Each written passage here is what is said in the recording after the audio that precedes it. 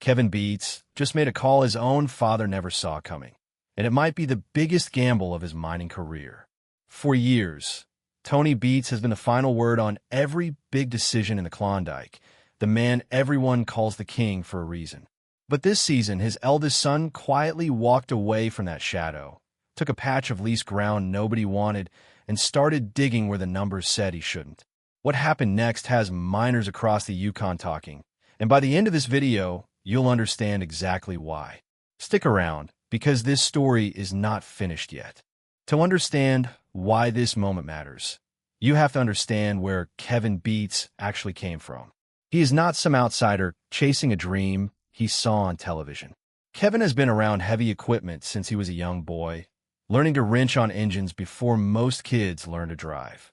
He grew up watching his father build an empire out of raw Yukon ground, one dredge and one wash plant at a time. For a long stretch of his life, Kevin worked in his father's shadow, fixing what broke, running crews when he was told to, and absorbing every hard lesson the claim could teach him. He earned a reputation as the guy who could keep a tired old machine running through a brutal Klondike winter, which is its own kind of skill that doesn't show up in gold counts but matters just as much. The relationship between Kevin and Tony was never simple. Like a lot of fathers and sons who worked the same ground, they clashed. Kevin had his own ideas about how a mine should be run, and he wasn't shy about saying so, even when it put him at odds with the man who signed the paychecks. That friction eventually pushed Kevin toward wanting something of his own, a claim where the calls were his to make and the mistakes were his to own. Tony, to his credit, didn't stand in the way. He leased Kevin a stretch of ground and let him take a real shot at running his own operation, with an agreement that gave Tony a small cut of whatever his son could pull out of the earth. It was a vote of confidence wrapped inside a business deal, the kind of arrangement that only makes sense in a family that has spent decades fighting and mining side by side. Running your own claim for the first time is nothing like running someone else's crew. Kevin found that out fast. His early seasons as a mine boss were rough. Equipment failures ate into his schedule. Keeping a reliable crew together proved harder than he expected. And more than once he had to pause his operation just to sort out staffing problems that had nothing to do with gold and everything to do with people. Anyone who has managed a small business knows this pain. The dirt doesn't care about your personnel headaches, but it will absolutely wait for you to sort them out before it gives up anything valuable. Kevin pushed through those growing pains season after season, learning the parts of the job that nobody teaches you, the scheduling, the budgeting, the constant judgment calls about where to spend limited hours and limited fuel. This season, something shifted. Kevin brought in new hands to strengthen his crew, including a partner who helped steady the operation when things had been wobbling. With a more reliable team finally in place, Kevin turned his attention to a section of ground that had been sitting on the edges of his lease, mostly ignored. It wasn't glamorous ground. It hadn't produced anything remarkable in previous test runs, and most crews would have written it off entirely and focused their energy elsewhere. But Kevin kept coming back to it. He pulled old drilling records, cross-referenced them with new sample data his team collected, and started to notice a pattern that nobody else on the crew had bothered to chase down. Placer miners in the Klondike live and die by sample data, and Kevin understood that better than most, because he had spent years watching his father make exactly these kinds of calls. A test hole here, a pay streak there, and suddenly a whole section of ground that looked like nothing on the surface turns into the richest patch of the season. Kevin's crew ran a fresh round of test pits across the section, and while most of the readings came back unremarkable, a handful of samples stood out. They weren't off the charts, but they were consistently higher than the surrounding ground, which is exactly the kind of subtle signal an experienced eye learns to respect. Kevin flagged the area and told his crew they were going to open it up properly instead of moving on. That decision alone was a risk. Opening a new cut means committing real time, real fuel, and real machine hours to ground that might not pay off. In placer mining, overburden removal, the process of stripping away the dirt and gravel sitting on top of the pay layer, is expensive and time-consuming, and every hour spent on unproductive ground is an hour not spent somewhere else that might have been a sure thing. Kevin made the call anyway, betting that the pattern in his samples meant there was an old buried channel underneath, the kind of ancient stream bed that can concentrate gold that washed down from the surrounding hills thousands of years ago. If he was right, it could be one of the better patches on his lease. If he was wrong, it was a costly detour in an already short mining season. His crew got to work. Excavators peeled back layer after layer of overburden while the wash plant processed whatever pay dirt came off the cut. The first cleanups were modest, nothing that would turn heads, but as the excavation went deeper, the materials started to change. The gold showing up in the sluice began to look more consistent, and the crew noticed the color picking up in a way that hadn't shown up on the shallower ground. Kevin kept the operation steady rather than getting ahead of himself, because he had learned from watching his father that a strong early cleanup can be misleading if you let it change your whole plan before you have enough data to trust it. Word of a promising new cut travels fast in a place as tight-knit as the Klondike mining community, and it wasn't long before people started asking questions about what Kevin had found. Some of that curiosity eventually reached Tony himself.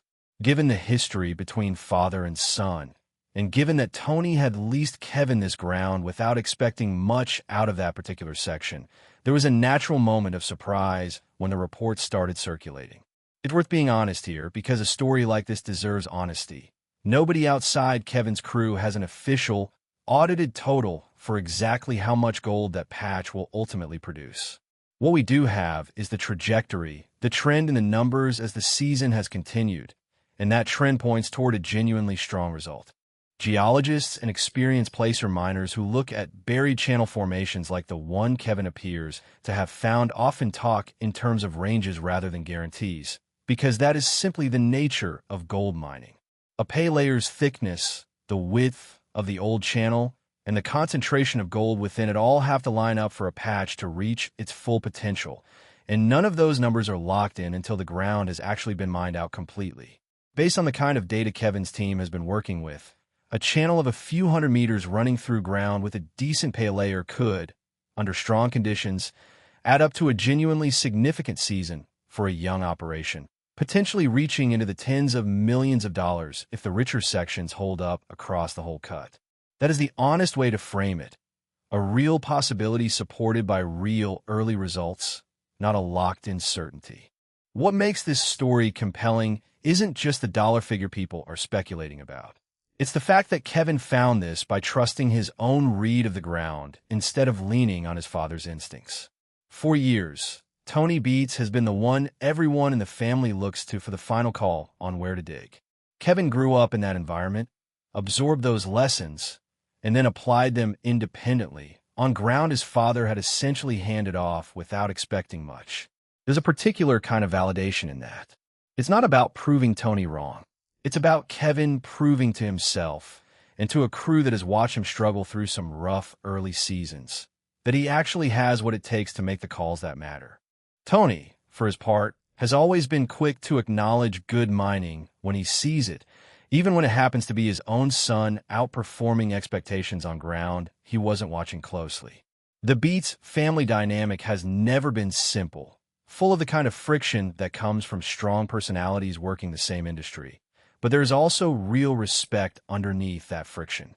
If Kevin's cut continues to perform the way the early data suggests it might, it will be hard for anyone in that family, Tony included, to downplay what his son has managed to pull off in just his second full season running an operation of his own.